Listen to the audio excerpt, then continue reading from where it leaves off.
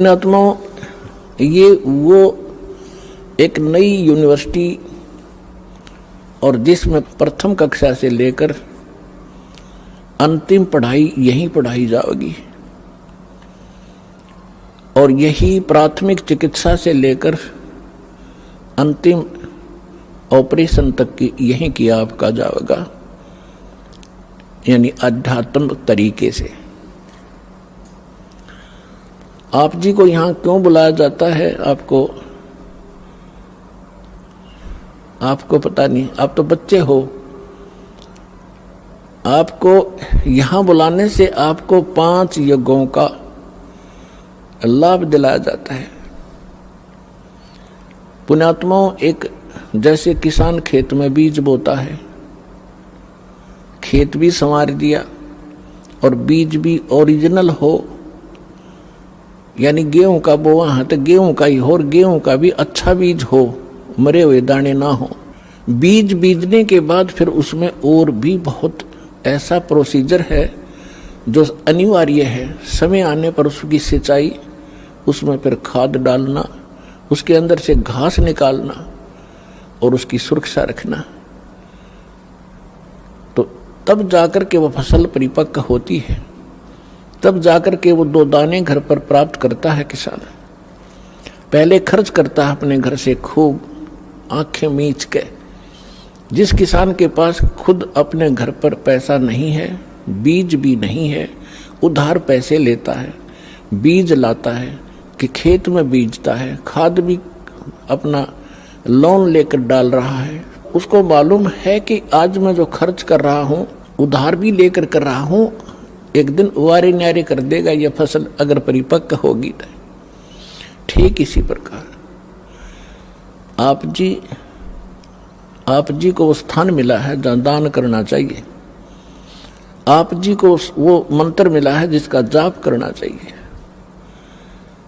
इस प्रकार आपको तत्वदर्शी संत मिला है। अब परमात्मा कहते हैं, समझा है तो सिर धर पाऊं और बहुर नहीं रे ऐसा दाओ। यदि तेरे समझ में आ गया, मनुष्य जीवन फिर मिलेगा नहीं। यदि मनुष्य जीवन मिल गया तो तत्वदर्शी संत नहीं मिलेगा, और तत्वदर्शी संत नहीं मिला तो ये मनुष्य का जीवन और पशु का जीवन में कति अंतर नहीं। और आपको पता लग गया है कि सचमुच अब ये दाव लगे है आपका, तो यहाँ कहते हैं समझा है तो सिर धर पाओ, सिर पर पाँव रखना, इतना स्पीड से दौड़ना जैसे कोई पीछे घोर संकट आ रहा हो, उससे बचने के लिए भागा जाता है। समझा है तो सिर धर पाओ कि कमर कस ले। अब अगरम मगरम छोड़ दे, बकवाद नहीं चलेगी इस मार्ग में। समझा है तो सिर धर पाओ, बहुर नहीं रे ऐसा दाव। ये आपका दाव लगा है मनुष्य जीवन, और ये प्राइम टाइम बिचली पीढ़ी का समय। अब कसर ना छोड़ना इसमें। अब आपको यहाँ बुलाया जाता है जो इस ज्ञान से परिचित नहीं, क्योंकि ज्ञान तो सत्संग माने से, वो सत्संग को एक सेकेंडरी थिंग समझ रहे हैं कि जो ऐसे बाद में देखेंगे, वर्द हो जाएंगे, जब अभी तो छोटे छोटे बच्चे हैं, ये भी तो पालने हैं। ये लोक वेद हमारे दिमाग में घर करा हुआ है। तो जो यहाँ नहीं आते उनकी सोच तो वही है। तो उनकी सोच के, उनके विचारों से आपने दुखी नहीं होना चाहिए। वो कुछ भी बोल रहे हैं, कुछ भी कहें, ये समझ लो बालक हैं छोटे छोटे, इनको पता नहीं। आपको वो व्यंग भी करते होंगे कि चल पड़ते हैं, तीसरे दिन जाते हैं, बरवाला कर रहे हैं, अपना बालक ना पाले जाते हैं, देखना कुछ दिन में इनका विनाश हो जाएगा, इतना खर्चा करते हैं। तो पुण्यात्माओं, उनकी बातों में न आना, परमात्मा के विधान के अनुसार अपने आगे कदम बढ़ाना। फिर कुछ दिनों में देखना आपके घरों में इतने सुख होंगे, इतनी बरकत होगी, वो पड़ोसी जो नाम नहीं ले रहे वो देखा करेंगे झुक झुक के, ये ल्यावें कहाँ से हैं। अब पीछे हमारे भक्तों के साथ भी ऐसा ही यहाँ हरियाणा में होने लगा। कोई कहता ये तो वहाँ जाते हैं क्रोथा आश्रम था पहले, और उस महाराज से पैसे लाते हैं तब इनके ठाठ हो रहे हैं। महाराज यहाँ मशीन ला रहा पीछे छापन की, मैं था भिखारी तुम्हारे पैसे बैठा हूँ। तो दास का प्रोसेस परमात्मा का वो मार्ग है जिससे ये प्रफुल्लित होंगे और ये काम भी करते ना दिखते, 10वें दिन सत्संग में जाते रहते हैं और इनके सारे ठाठ हो गए, कार भी ले ली, मकान भी बढ़िया बना लिया। परमात्मा के नहीं कर सकता। अपने आत्मा विचार करना, अपना भगवान इतने सुना सुना था, देखा नहीं था, और भगवान के गुण आपने सुने थे, प्राप्त नहीं हुए थे। आपको यहाँ कदम कदम पर नो महसूस होगा यहाँ भगवान है। परमात्मा ये काम करया करे, रात होने लग रहे हैं आपके घरों पर।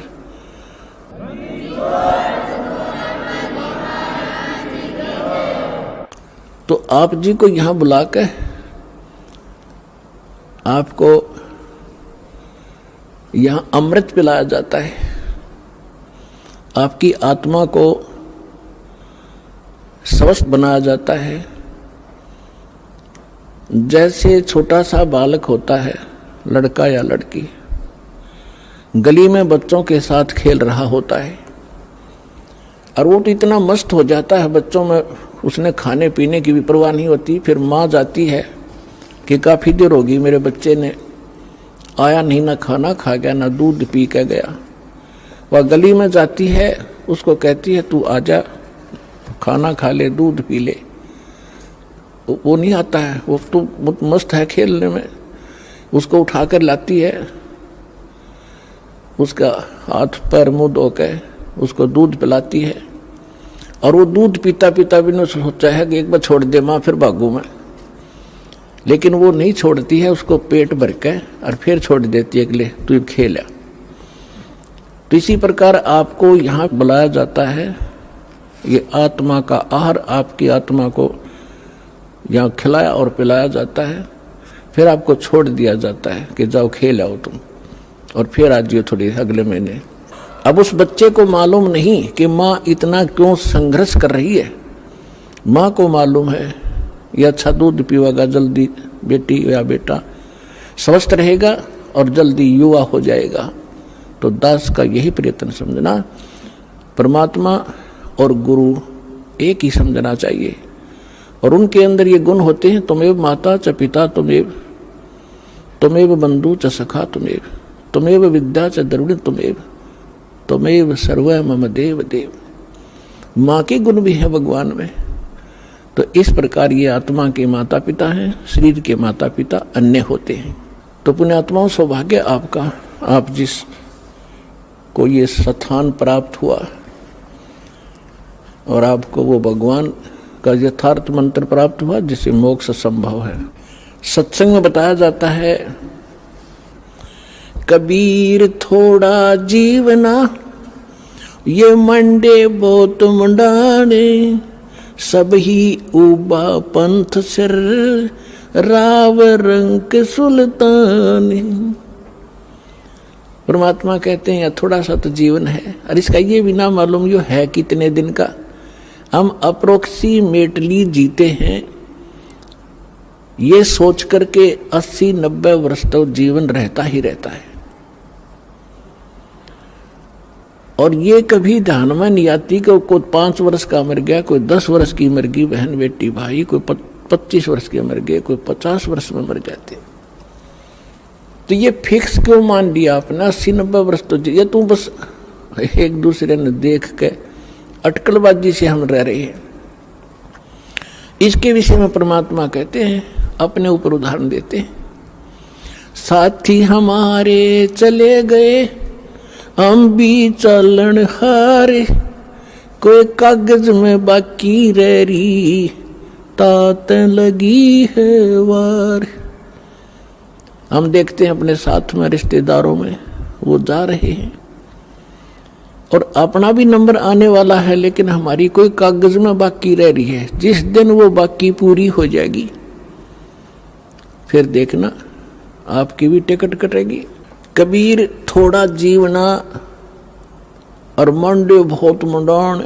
बिना ज्ञान के व्यक्ति के आखिरी सांस तक ये काल ये बेदन लाए रखे, ये बनवा दूं वो करवा दूं, और बुढ़ापे में ज्यादा छिड़ा करेगा बीमारी ना बालक माने, ना उसकी बुद्धि ढंग से काम करे।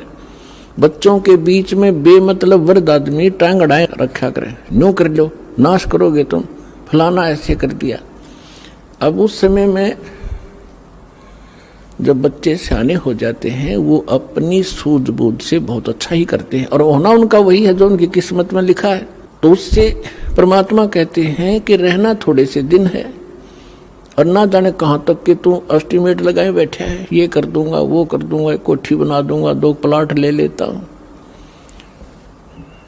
परमात्मा कहते हैं ये बिना ज्ञान के डले ढोरे हो तुम, 1 मिनट का भरोसा नहीं, और मुकदमे कर रहा जमीन पे।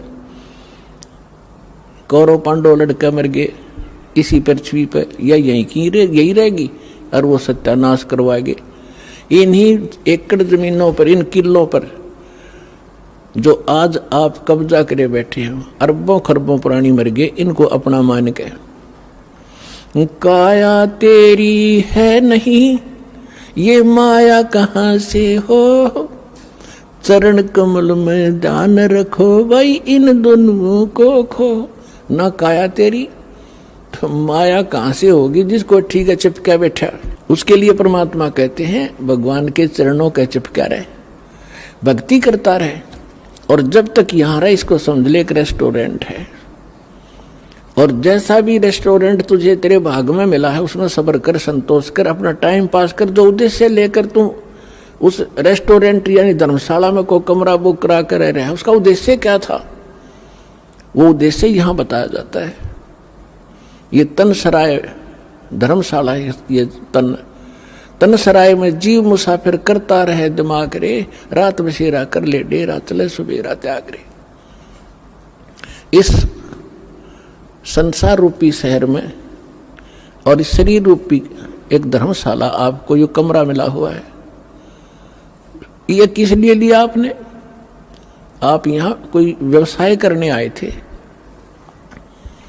राम नाम निज सार है, राम नाम निज मूल, राम नाम सौदा करो, राम नाम ना भूल। हम ये सौदा करने आए थे राम नाम का, और वो हम भूल गए इस सराय में और बकवाद करने लग गए। कोठी बना लूं, बंगला बना लूं, घुट्टी ला लूं, डीजे बजा लूं। ये कोरी बकवाद हैं। एक दो विद्यार्थी अपने विद्या ग्रहण ना करके शराब पीवे, सिनेमा देखे और सैर सपट्टे को घूमता रहे, तो वो उसके लिए हानिकारक है। इसी प्रकार मानव शरीर प्राप्त प्राणी एक विद्यार्थी है, और विद्यार्थी को अपना वही कार्य करना चाहिए जो उसका होता है। हम उसको भूल गए और काम बकवादों में लगे हुए हैं, तो जिस कारण से हमने अपने असंख्य जन्म नाश कर दिए।